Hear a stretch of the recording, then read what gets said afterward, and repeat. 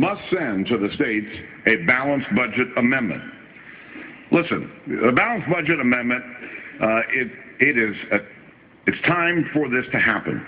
It enjoys support in both houses of this Congress, and it enjoys bipartisan and widespread support across our country. The bill also ends this crisis without raising taxes, which would cripple our economy, and there's no gimmicks. There's no smoke screens here that represent the old ways of doing things. Now, the bill before us still isn't perfect. No member would argue that it is. It's imperfect because it reflects an honest and sincere effort to end this crisis by sending a bill over to the Senate that at one time was agreed to by the bipartisan leadership of the United States Senate. And to my colleagues in the Senate, if they were here, I would say this. If this bill passes, this House has sent you not one, but two different bills to cut spending by trillions of dollars over the next decade, while providing an immediate increase in the debt ceiling. And to the American people, I would say, we've tried our level best. We've done everything we can to find a common sense solution that could pass both houses of Congress and end this crisis.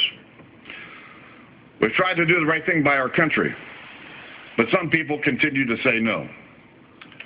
My colleagues, I have worked since the first week of this session when we were sworn in January to avoid being where we are right this moment.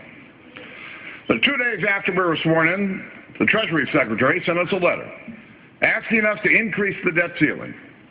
I immediately responded by saying we would not increase the debt ceiling without serious cuts in spending and serious reforms to the way we spend the people's money.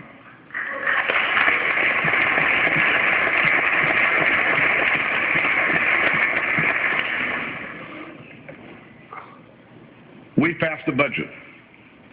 The other body's been over 800 days and still no budget, no plan. This will be the second bill we sent over to the Senate, and yet not one piece of legislation out of the Senate that's passed that deals with this crisis. And my colleagues, I can tell you that I have worked with the President and the administration since the beginning of this year to avoid being in this spot. I have offered ideas. I've negotiated. Not one time did the administration ever put any plan on the table.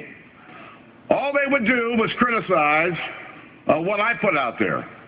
I stuck my neck out a mile to try to get an agreement with the President of the United States. I stuck my neck out a mile. And I put revenues on the table in order to try to come to an agreement to avert us being where we are. But a lot of people in this town can never say yes. A lot of people can never say yes. This House has acted. And it is time for the administration and time for our colleagues across the aisle, put something on the table. Tell us where you are.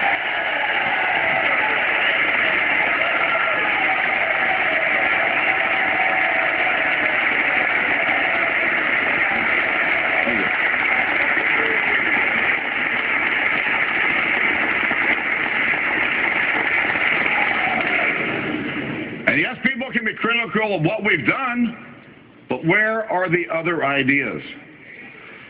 At this point in time, the House is going to act, and we're going to act again. But it is time for our colleagues across the aisle to tell us what they're for. Tell us how we can end this crisis. You know, Ronald Reagan has been quoted throughout this debate over the last few weeks. And Ronald Reagan would probably be flattered, I'm sure, if he were here. But Ronald Reagan on his desk had a little placard, and that little placard was real simple. It said, "It can be done." I have a replica of that placard on my desk. And let me tell you, members of this House, it can be done. It must be done, and it will be done if we have the courage to do the right thing. So for the sake of our economy, for the sake of our future, I'm going to ask each of you, as representatives of the people of the United States, to support this bill, to support this process, and end this crisis now.